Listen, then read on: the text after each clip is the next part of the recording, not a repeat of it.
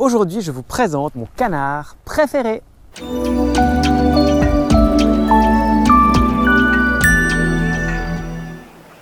Dans la Minute Nature numéro 36, je vous ai déjà emmené au bord du lac avec mes amis d'Animalis pour observer les canards. Bon, les visioconférences, les mails, les séances, là j'en peux plus les amis.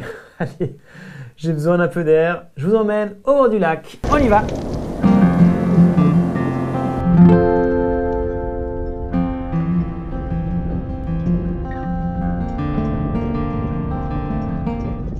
Bon là il y a des colverts, des foulques, puis un très beau couple de canards. Waouh! Le mâle il a vraiment une espèce de banane rousse fluo, des yeux rouges aussi, très beau. Le dos brun, les ailes blanches, on voit bien 6 ailes blanches, les taches blanches et 6 ailes en vol. Et puis la femelle qui est juste à côté là, elle est brune, elle est plus terne. Elle a un béret brun foncé avec des joues grises. C'est un très bel oiseau, un très beau canard qui s'appelle la nette rousse. En fait, c'est un canard super rare à l'échelle mondiale, qui est originaire de l'Est, de l'Ouzbékistan, Turkménistan, des contrées qui font rêver. Et en fait, c'est un canard qui était très rare autrefois. On n'en avait pas du tout au bord de nos lacs. Et ils sont arrivés de plus en plus nombreux. Aujourd'hui, on en compte à peu près 20 000 qui passent l'hiver sur les grands lacs du centre de l'Europe. C'est près de la moitié de la population d'Europe de l'Ouest. Et vraiment, c'est impressionnant de les voir parfois en très grands groupes.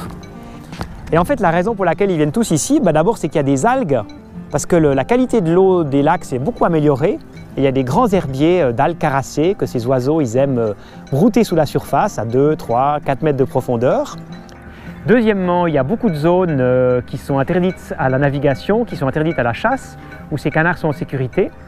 Et puis en plus de ça, probablement le réchauffement climatique. Donc ils passent de moins en moins l'hiver en Méditerranée. Ils savent qu'ils peuvent s'arrêter ici et que le climat sera suffisamment clément. Ouais, souvent, ils forment des grands groupes. Là, on voit bien la différence avec le fuligule milouin qui lui passe juste derrière, qui a aussi la tête brun-roux, mais qui a tout le dos et toutes les ailes grises. Puis la silhouette, elle est aussi un petit peu différente. C'est les deux des canards plongeurs.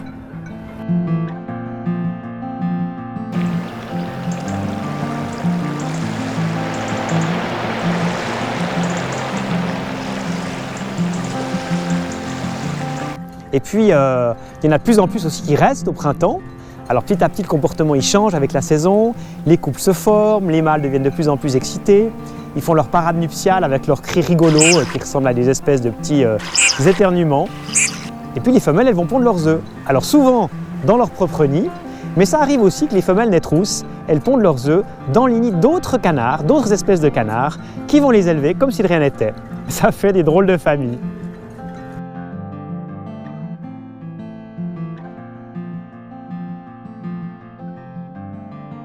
Ça se passe près de chez vous.